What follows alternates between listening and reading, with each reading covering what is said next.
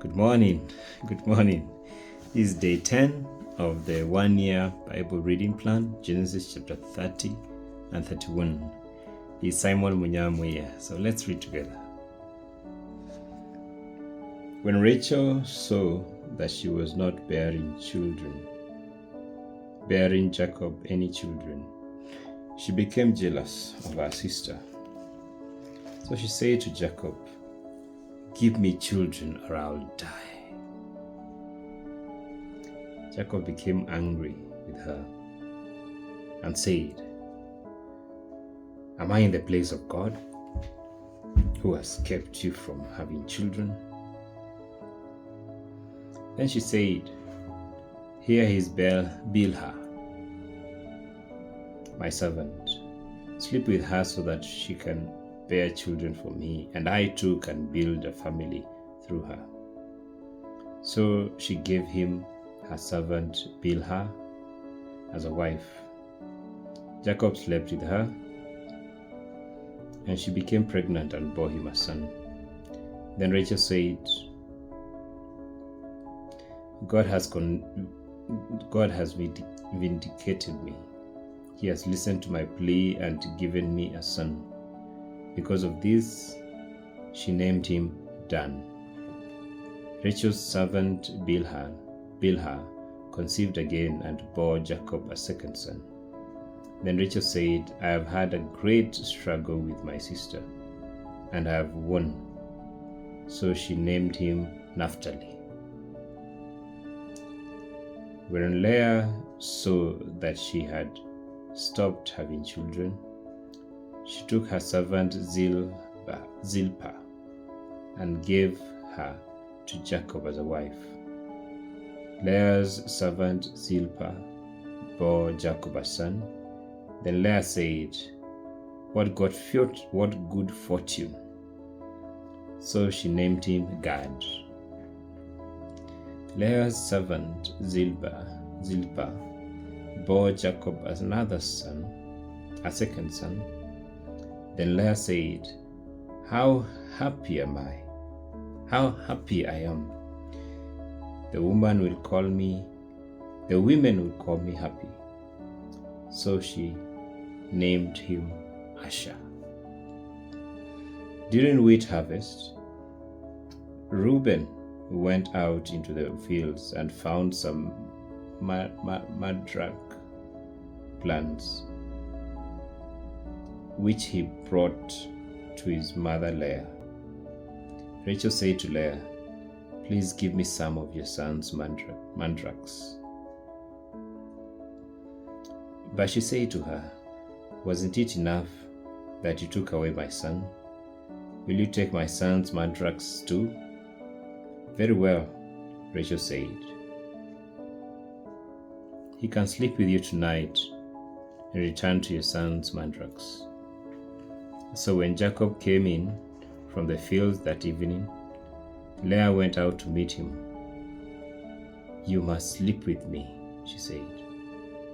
"I have had you with my son's mandrakes." So he slept with her that night. God listened to Leah, and she became pregnant and bore Jacob a fifth son. Then Leah said, "God has rewarded me for giving my servant to my husband."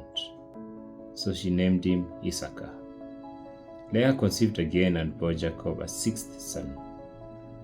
Then Leah said, "God has presented me with a precious gift. This time my husband will treat me with honor, because I have borne him 6 sons. So she named him Zebulun. Sometime later she gave birth to a daughter and named her Dinah. Then God remembered Leah. He listened to her and enabled her to conceive. She became pregnant and gave birth to a son and said, "God has taken away my disgrace." She named him Joseph and said, "May the Lord add to me another son." After Rachel gave birth to Joseph, Jacob said to Laban, "Send me on my way so that I can go back to my to my own homeland. Give me my wives and children for whom I have served you, and I will be on my way. You know how much work I have done for you." But Laban said to him, "If I have found favor in your eyes, please stay. I have learned by divination that the Lord has blessed me because of you." He added, "Name your wages and I will pay them."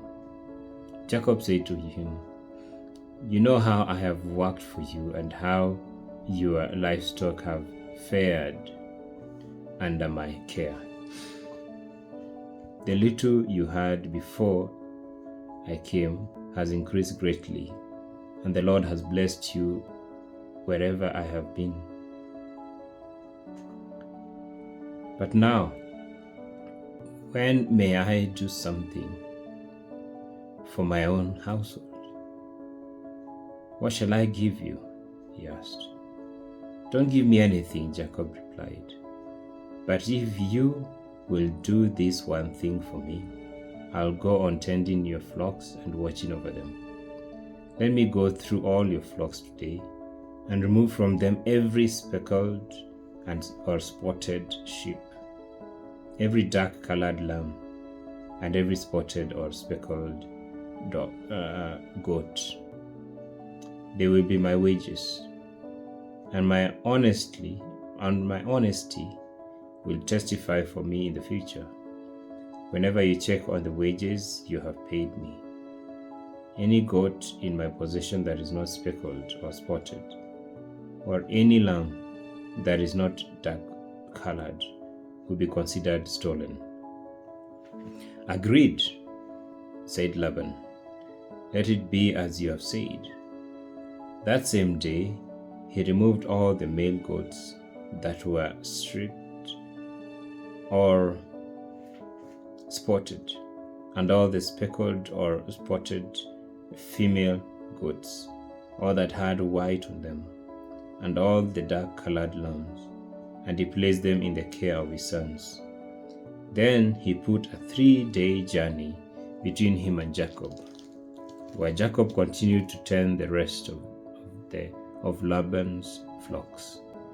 Jacob, however, took fresh cut branches from poplar, almond, and plane trees, and made white stripes on them by peeling the bark and exposing the white inner wood of the branches.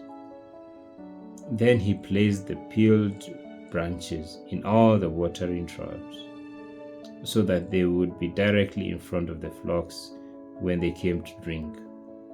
When the flocks were in heat and came to drink, they mated in front of the branches, and they bore young that were streaked or speckled or spotted. Jacob set apart the young of the flock by themselves, but made the rest face the streaked or dark-colored animals that belonged to Laban. Thus he made separate flocks for himself and did not put them in Laban's animals. Whenever the stronger females were in heat, Jacob would place the branches in the troughs in front of the animals so they would mate near the branches. But if the animals were weak, he would not place them there. So the weak animals went to Laban and the strong ones to Jacob. In this way the man grew exceedingly prosperous and came to own large flocks and female and male servants, camels, and donkeys. Chapter 31. Jacob heard that Laban's sons were saying, "Jacob has taken everything our father owned and has gained all this wealth from what belonged to our father." And Jacob noticed that Laban's attitude towards him was not what it had been.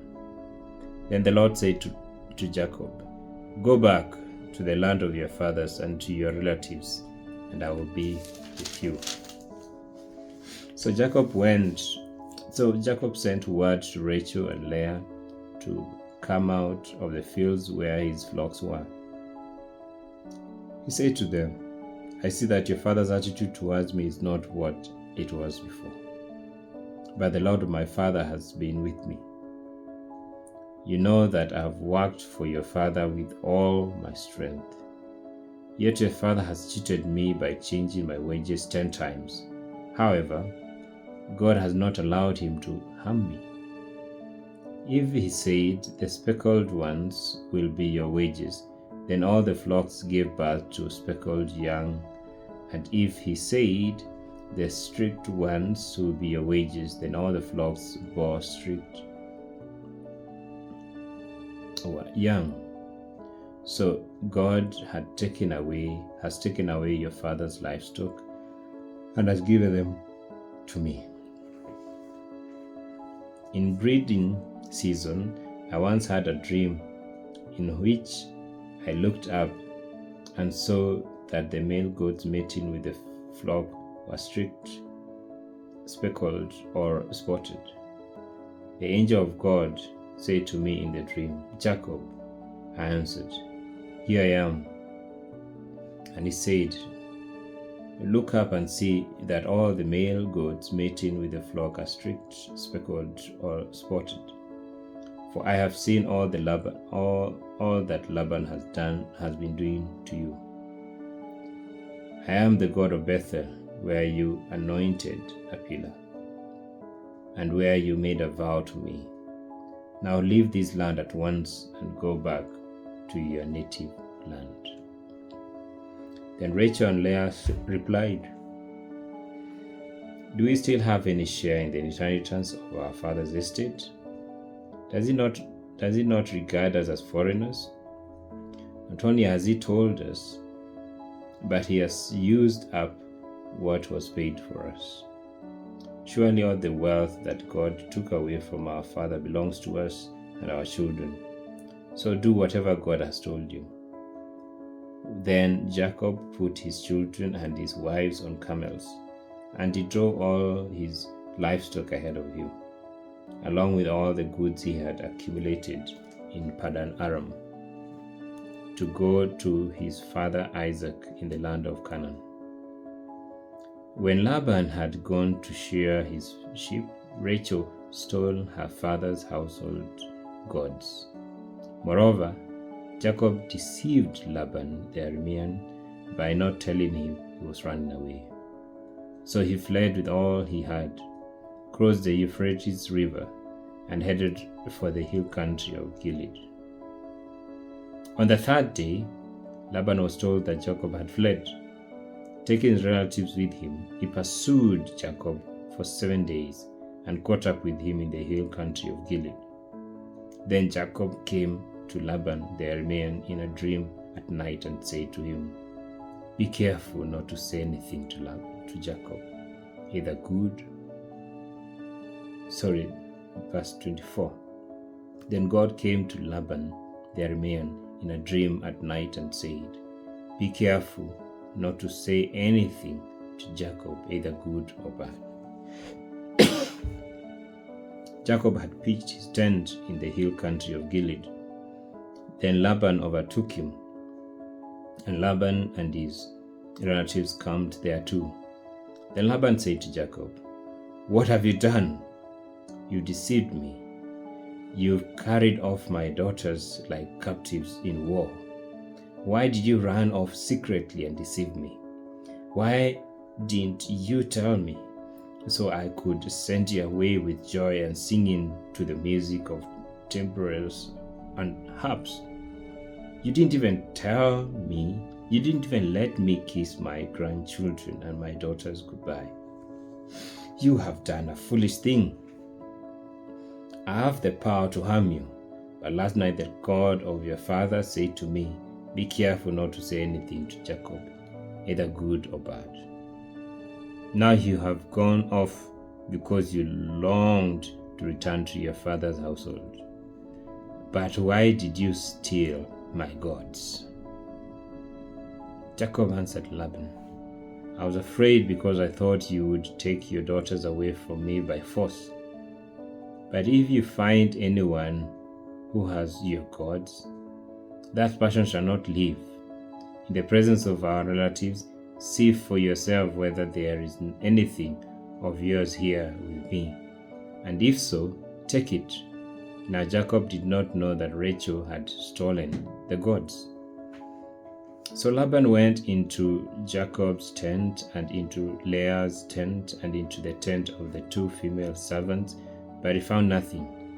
After he came out of Leah's tent, he entered Rachel's tent.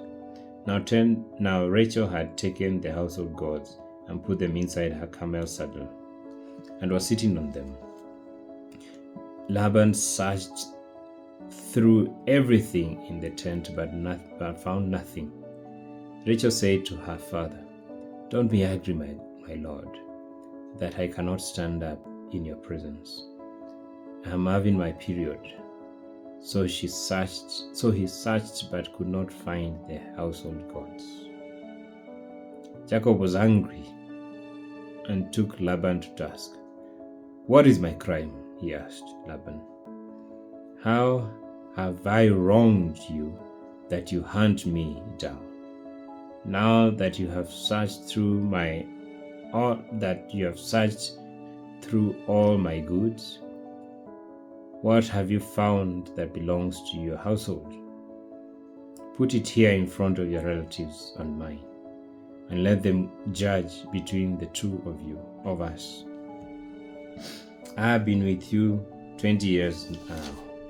Your sheep and goats have not miscarried, nor have I eaten rams from your flocks.